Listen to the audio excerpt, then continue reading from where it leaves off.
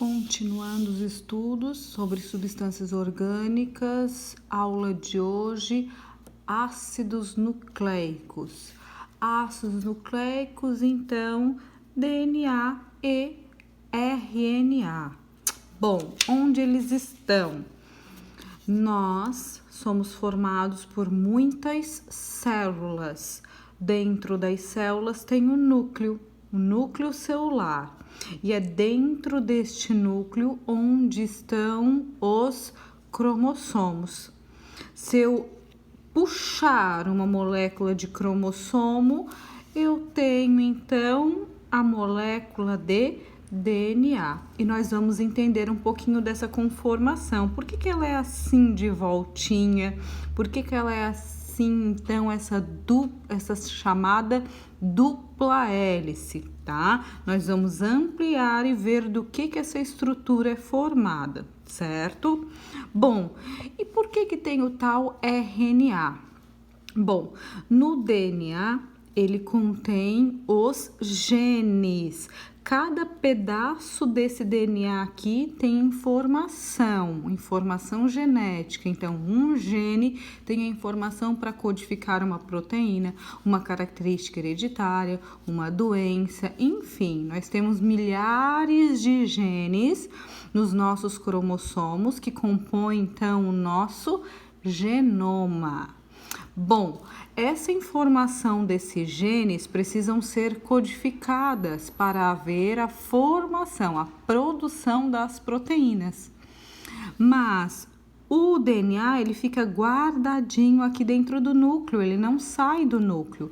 Então, tem que haver uma molécula que copie essa informação do gene, saia do núcleo e vá lá para o citoplasma ou para o retículo endoplasmático rugoso encontrar os ribossomos. E essa molécula é o RNA.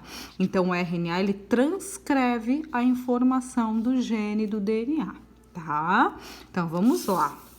Bom, ácidos nucleicos, então, DNA e RNA. São macromoléculas orgânicas, tá? E esse DNA, então, ele tem o controle, ele controla todo o metabolismo celular, porque é no DNA que estão os genes, certo? Os genes, então, contêm toda essa informação, que nem código de barra dos produtos, mas nós temos os genes. Onde esses ácidos nucleicos estão?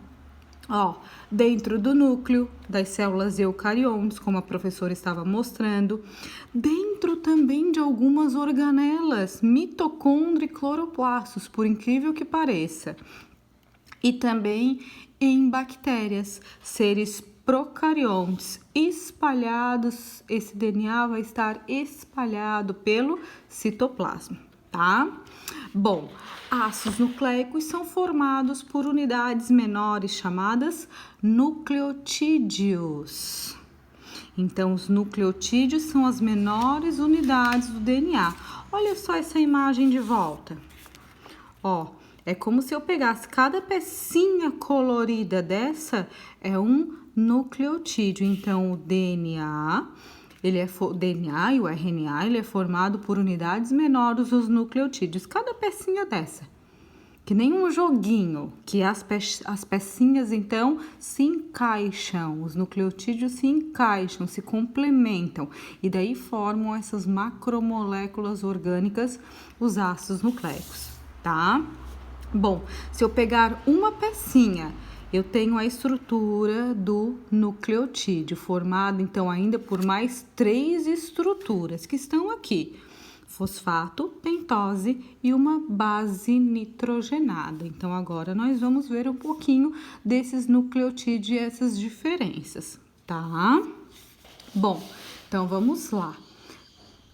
Diferenças. Bom, vou começar aqui de baixo, tá? O DNA, ele é um filamento duplo, ele é 2 filamentos que vão se complementar.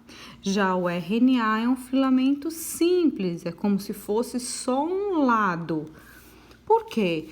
Porque o RNA vai copiar o DNA e basta ele copiar um lado só. Então, volta aqui aquela imagem. Ó, vamos supor que esse pedaço aqui é um gene. Então, o RNA pode copiar tanto desse lado quanto desse, que vai copiar a mesma informação do gene, certo? Então, DNA filamento duplo e RNA filamento simples. Bom, temos diferença quanto, então, à pentose e à base nitrogenadas dos nucleotídeos que compõem esses ácidos nucleicos.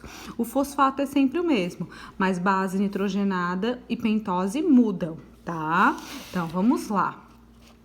Pentoses. Pentoses são carboidratos, mais especificamente monossacarídeos, que constituem os nucleotídeos. Por que o nome pentose? Porque é uma molécula de 5 carbonos. 1, 2, 3, 4, 5. Por isso que tem esse formato e por isso que se chama pentose, tá?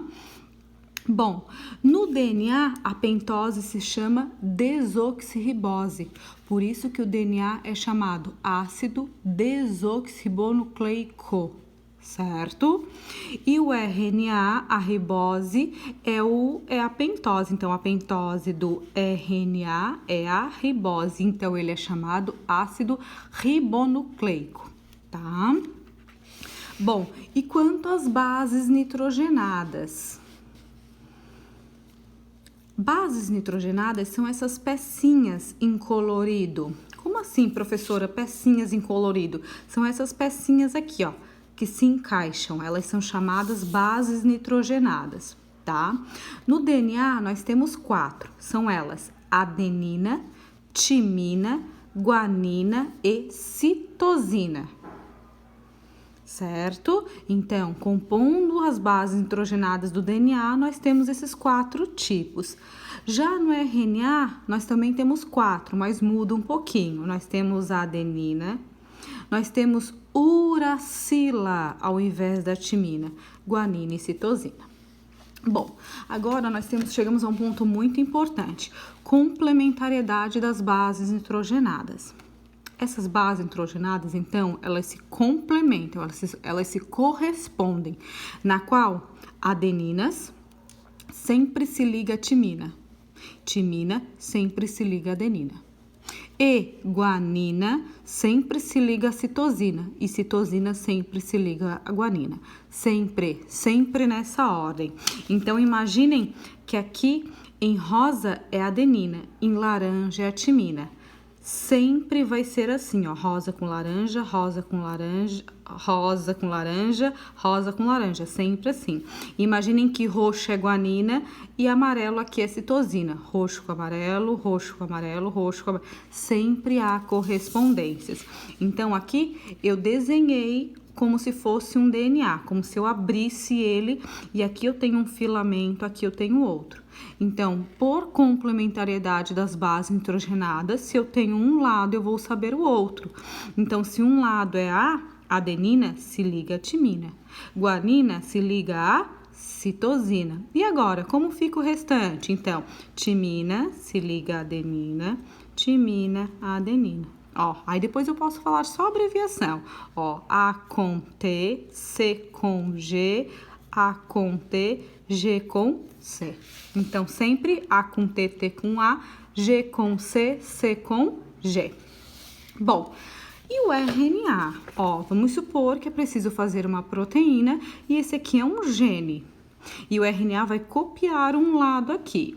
O RNA também vai copiar por essa lei, por essa regra de complementariedade. Mas lembrando que no RNA eu não tenho timina, eu tenho uracila. Então, olhem só como é que fica. T com A.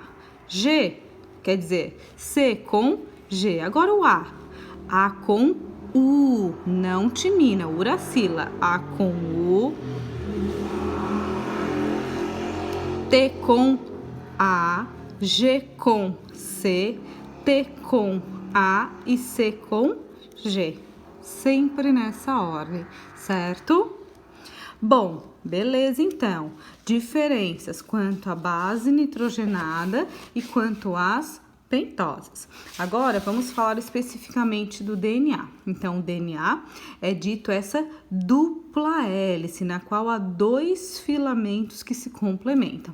Essas letrinhas, então, aqui, são as tais bases nitrogenadas, ó. T com A, T com A, G com C, C com G, C com G, G com C e assim por diante, certo?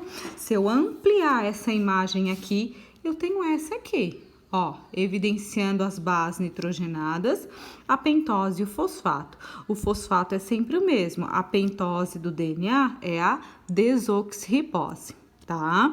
E elas vão ter complementariedade, então. Bom, lá pelas tantas, os pesquisadores chamados Watson e Crick, eles elucidaram o modelo tridimensional do DNA. Eles compararam esse modelo àquela escada de caracol, na qual os degraus da escada são as bases nitrogenadas e os corrimões são o fosfato e as pentoses, tá? Eles ganharam prêmio Nobel por conta disso e tudo mais, tá? Bom, há também outro pesquisador, o Chargaff, Edgar Chargaff, que sacou o lance de que A com T e G com C, ou seja, a complementariedade entre as bases nitrogenadas é igual a 100%. O tanto de adenina é o mesmo tanto de timina e o tanto de citosina é o mesmo tanto de guanina. Então, se eu tenho a porcentagem de 1, eu posso descobrir os outros. Então, se eu tenho 30% de adenina, eu vou ter 30% de timina. 30 mais 30, 60. Quanto falta para 100? 40. Então, 20% de citosina e 20% de guanina. Por isso, esse 1 aqui, tá? Bom, e o RNA? RNA, então, é um filamento único, da qual é transcrito a partir de um filamento do DNA. Então, o RNA ele é capaz de transcrever a informação do DNA, sair do núcleo e ir lá encontrar os ribossomos ou no citoplasma ou na organela chamada retículo endoplasmático rugoso para ver a síntese de proteína. Síntese de proteína, então, é a produção das proteínas necessárias aí a todo o nosso metabolismo celular, o nosso corpo, certo? Então é isso, espero que tenham gostado, beijinho, beijinho, tchau, tchau.